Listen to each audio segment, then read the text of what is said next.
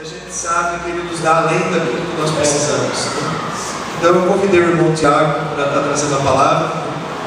Nós vamos compartilhar aquilo que o Senhor colocou no coração dele, em nome de Jesus.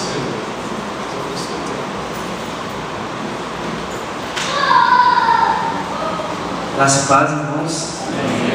Tão bom, né? Ouvir testemunho, vontade de ficar quietinho ali só escutando, né? Tão bom. É bom saber que Deus, irmãos, está trabalhando, amém? Ele não para, sempre está trabalhando. É exatamente sobre isso que nós vamos estar falando, irmãos. Sobre trabalhar de Deus, as maneiras de Deus trabalhar, amém? Antes de estar lendo os dois textos, eu gostaria de fazer mais uma oração. Senhor, nós te louvamos, nós te agradecemos por tudo que já aconteceu até aqui, ó Pai. Deus, que nesta hora, Senhor, não venhamos a ouvir sabedoria humana, mas que venhamos, ó Deus, a ouvir a Tua graça, Senhor, sendo manifestada mais uma vez sobre as nossas vidas. Que o Senhor fale, Pai, conosco, que o Senhor, ó Deus, instrua-nos, Senhor, na Tua palavra, para que possamos, ó Pai, continuar essa caminhada gloriosa rumo, Senhor, a Jerusalém Celestial. Pai, nós te louvamos e te agradecemos no nome de Jesus. Amém. Vamos estar lendo, irmãos, dois textos. O primeiro dele está em 1 Reis, no capítulo 19, versículo 11 ao versículo 13. 1 Reis, capítulo 19, do 11 ao 13. E o segundo texto que nós vamos ler está em 1 Pedro, no capítulo 4, no versículo 10. O primeiro dele é 1 Reis 19, do 11 ao 13. Diz assim: E ele lhe disse: Sai para fora e põe-te neste monte, perante a face do Senhor. E eis que passava o Senhor como também um grande e forte vento, que fendia os montes e quebrava as penhas, diante da face do Senhor. Porém o Senhor não estava no vento. E depois do vento, um terremoto. Também o Senhor não estava no terremoto. Depois do terremoto, um fogo. Porém também o Senhor não estava no fogo. E depois do fogo, uma voz mansa e delicada. E sucedeu que, ouvindo-a, Elias envolveu o seu rosto na sua capa e saiu para fora, e pôs-se à entrada da caverna. E eis que veio a ele uma voz que dizia: Que fazes aqui, Elias? E agora no 1 Pedro, capítulo 4, versículo 10, diz assim: 1 Pedro, capítulo 4, versículo 10: Cada um administra aos outros o dom como recebeu, como bons despenseiros da multiforme graça de Deus. Amém, irmãos? Multiforme graça de Deus. O que seria multiforme graça de Deus? Seriam várias maneiras, múltiplas maneiras de Deus manifestar a sua graça. Várias formas dele trabalhar a sua graça em nossas vidas. Deus, irmãos, ele não é padronizado, ele não age somente pela lógica e pelo entendimento do homem, mas ele age também por aquilo que nós não compreendemos. Deus também age por aquilo que nós não entendemos, segundo o propósito dele. Deus não é Deus de acaso, Deus é Deus de propósito.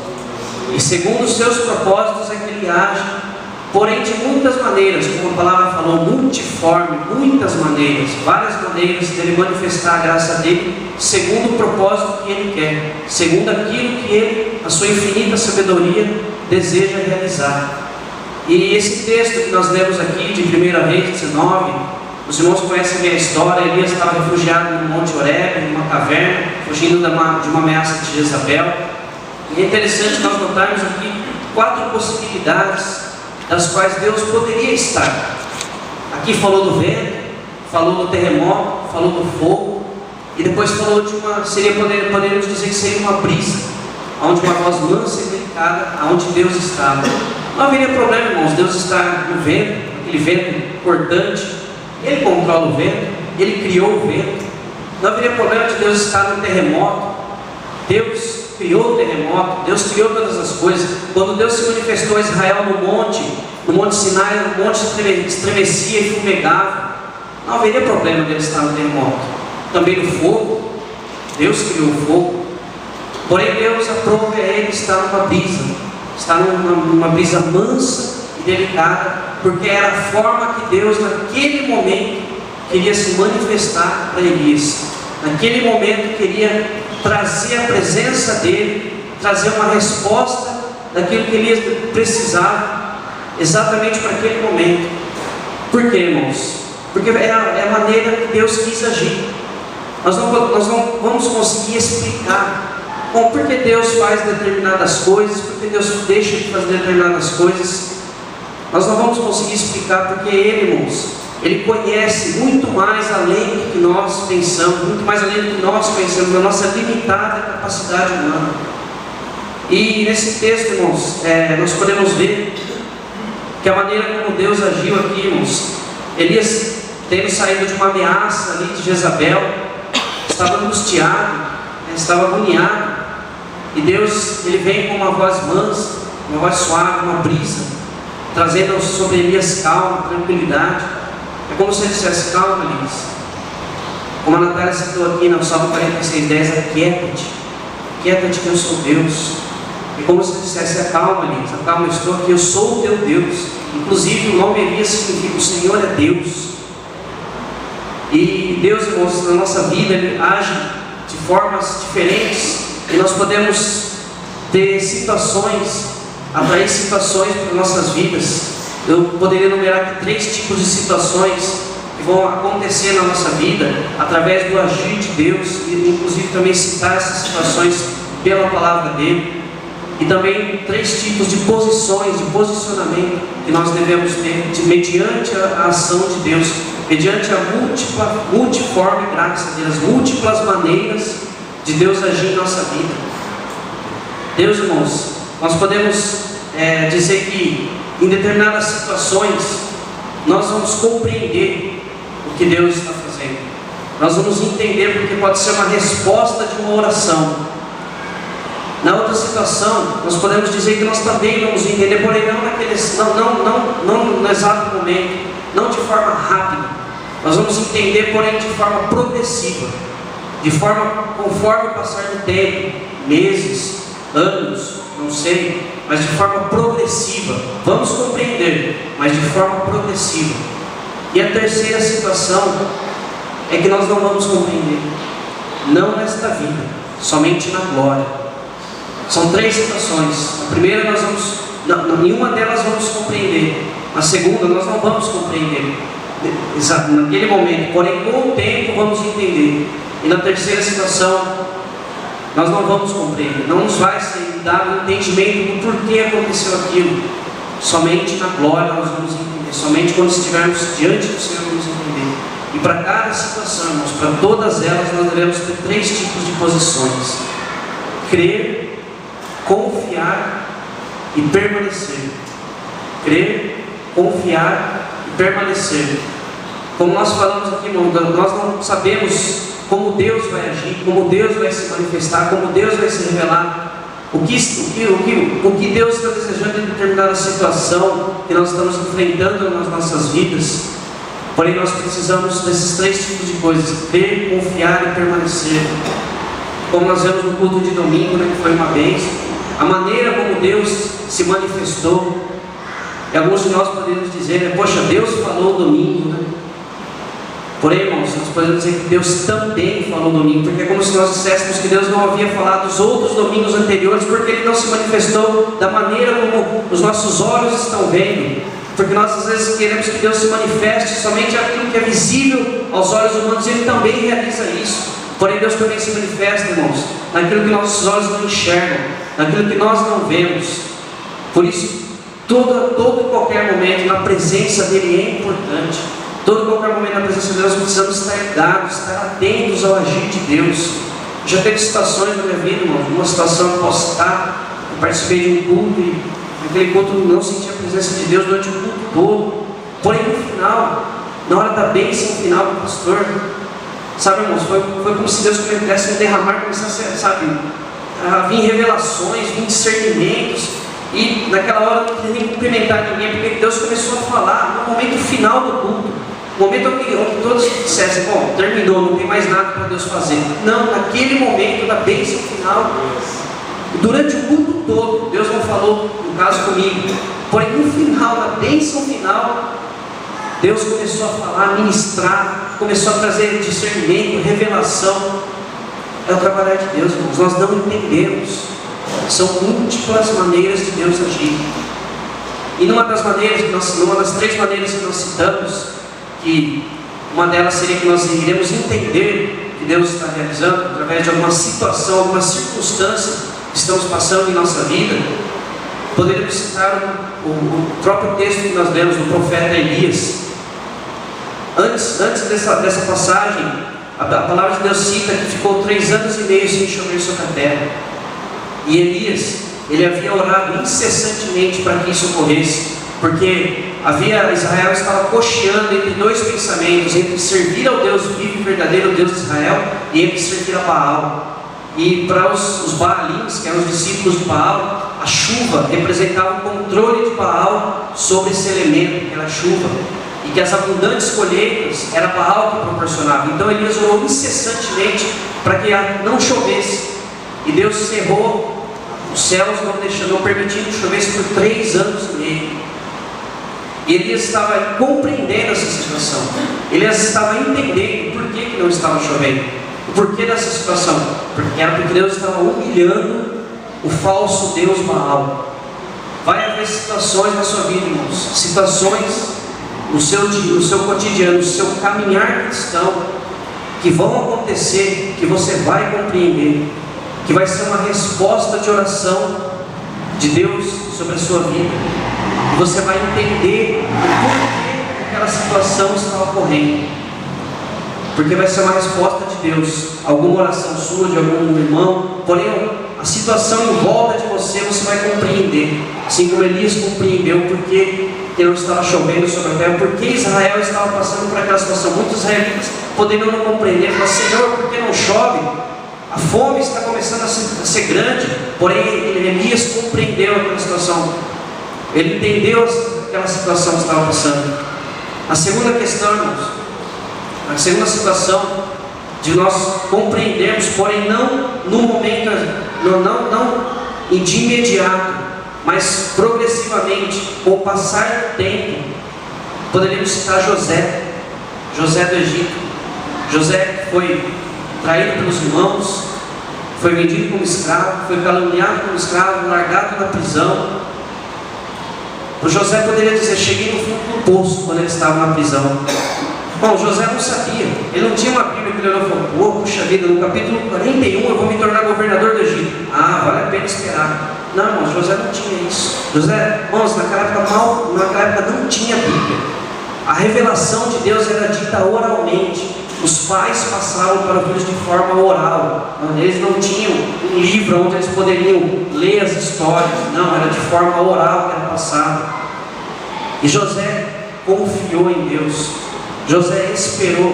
E com o passar do tempo, com o passar dos anos, no capítulo 42, quando José se revela para os seus irmãos, José diz: não fiquem perturbados, tudo isso aconteceu para que nós não morrêssemos de fome em Canaã. José compreendeu aquela situação, as situações que ele passou com o passar do tempo. Não foi de imediato que José compreendeu, porém com o passar do tempo, no caso dele foram anos, no seu caso não sei, no meu não sei, meses, dias, anos, porém alguma situação que você está passando, crer, confiar, permanecer. Você vai entender com o passar do tempo, ou você vai entender de imediato determinada situação, outra situação na sua vida você não vai entender de imediato, mas com o passar do tempo você vai entender, você vai compreender, se você permanecer. Porém a outra situação, irmãos, que talvez seja mais difícil, é que nós não vamos entender essa vida. Seria uma situação que vamos passar, que nesta vida nós não vamos entender, somente na glória. Quem nós poderíamos citar? Jó. Jó passou por um sofrimento, irmãos, terrível. Porém me diz aonde, em qual capítulo ou em qual versículo que Deus fala para Jó: olha Jó, você passou por essa situação porque eu quis provar para Satanás que você era um homem temente a mim. Aonde Deus fala isso? Em qual versículo? Para Jó? Em nenhum lugar. Jó não entendeu, porém Jó, ele confiou em Deus. E Jó, somente na glória. Talvez lá hoje, junto ao Pai, junto ao Senhor, cada um lá, talvez Deus, Jó esteja, poxa Senhor, privilégio, né? Que honra, né, o Senhor ter feito isso, mas naquele momento, irmãos, em vida, Jó não entendeu, Jó não compreendeu a situação. Assim também, irmãos, será na nossa vida.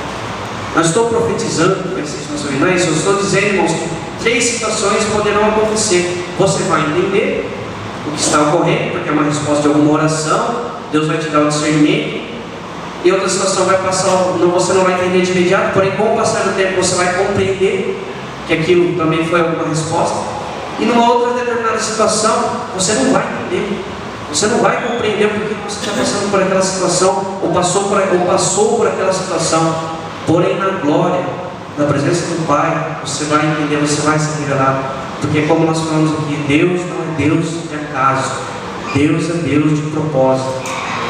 E o seu propósito com isso, irmãos, qual que é o seu propósito com isso? O que Deus quer, através dessas situações que Ele trabalha em nossa vida, porque Deus, irmãos, Ele não está parado. É como nós citamos aqui, né, que às vezes a gente vê um culto que parece que Deus não fez nada, parece que foi tudo muito, não. Deus sempre está trabalhando, seja de forma visível aos nossos olhos, seja de forma que nós não percebemos, porém Deus está sempre trabalhando, Deus está sempre agindo, Deus não para. Jesus disse, o meu Pai trabalha até esta hora, por isso eu também trabalho. Deus é um Deus que está sempre, irmãos, trabalhando para o bem das nossas vidas. Existe uma frase, né, que nós vemos aí fora, né, no meio evangélico, e é engraçado como nós evangélicos temos às vezes o costume, o mau costume de engolir, né, tudo aquilo que vem simplesmente porque está na moda, estão falando por aí, que diz assim, que o melhor de Deus está por vir. Irmãos, me desculpe, né, se você gosta dessa frase, não tem respeito, porém, irmãos, o melhor de Deus, Ele está por vir, Ele já veio, é Jesus, o que Deus já fez. O que poderia dizer no caso dessa frase, que às vezes esteja mal colocada, é que Deus está sempre trabalhando para o melhor. Não que o melhor dele está por vir, mas Ele está sempre trabalhando para o melhor para as nossas vidas. E os propósitos de Deus, são com tudo isso que está aqui, com todas essas situações, com todas essas circunstâncias, são inúmeros os propósitos dele. Porém, vou citar 2 aqui, que eu creio que talvez sejam os mais importantes. O primeiro deles é que Deus quer forjar em nós o caráter de Cristo. Conta-se determinada ilustração que Deus chegou para um homem e disse, filho, empurre esta pedra. E aquele homem começou a empurrar aquela pedra, passaram-se dias, meses, anos, empurrando, e ele se cansou, e virou-se para Deus e falou, poxa Senhor, o Senhor mandou empurrar essa pedra, mas ela não sai do lugar.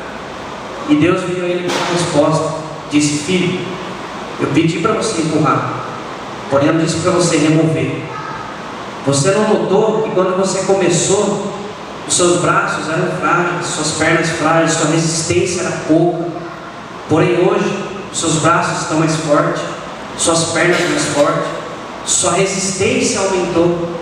Agora, filho, sai daqui que eu vou remover a pedra. Irmãos, é uma ilustração com o nosso corpo. Porém, irmãos, Deus trabalha no nosso interior.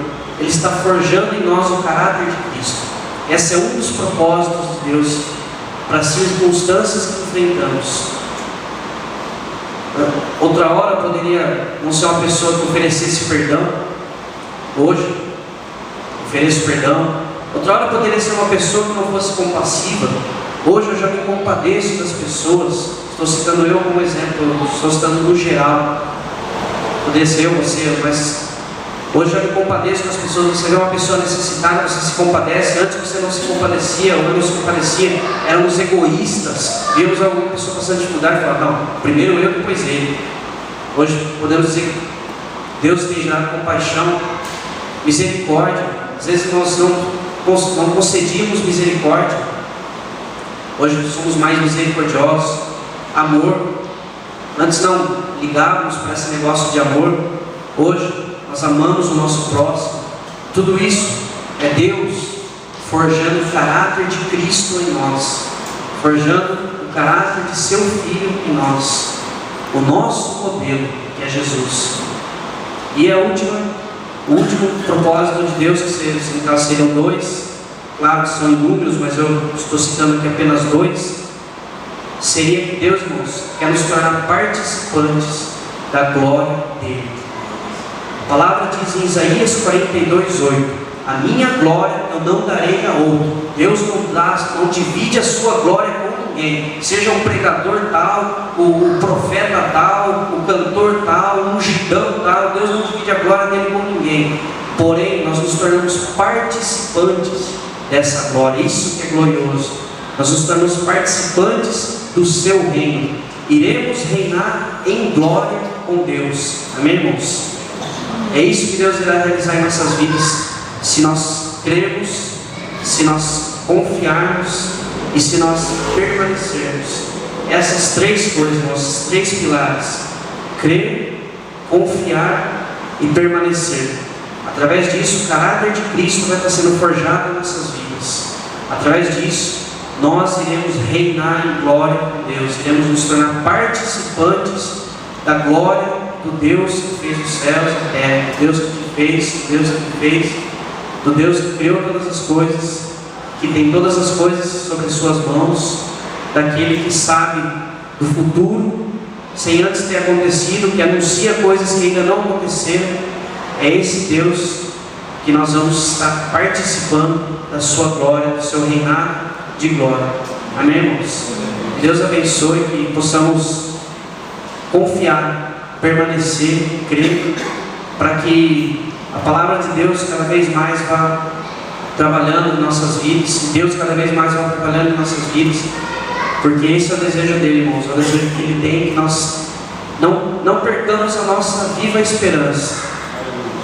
É difícil, não é fácil, vamos continuar, cada um tem a sua cruz, porém lembre-se de uma coisa: a cruz mais pesada Jesus já carregou, e agora que você tem para carregar, irmãos, é leve, como Paulo diz, né? Embora você fale, leve, você não conhece a minha cruz. Não, irmãos, eu falo que é leve, porque não sou eu que estou falando, né? E se você acha que está pesado, pede para aquele que carregou a cruz mais difícil te ajudar, que ele vai te ajudar. Amém, irmãos? Esse é o desejo de Deus. Amém?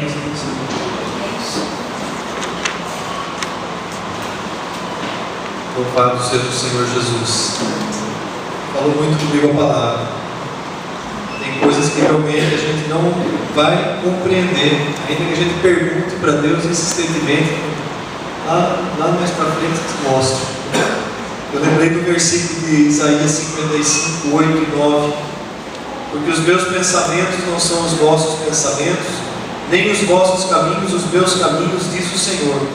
Porque assim como os céus são mais altos do que a terra, assim os meus caminhos mais altos que os vossos caminhos, e os meus pensamentos mais altos que os vossos pensamentos.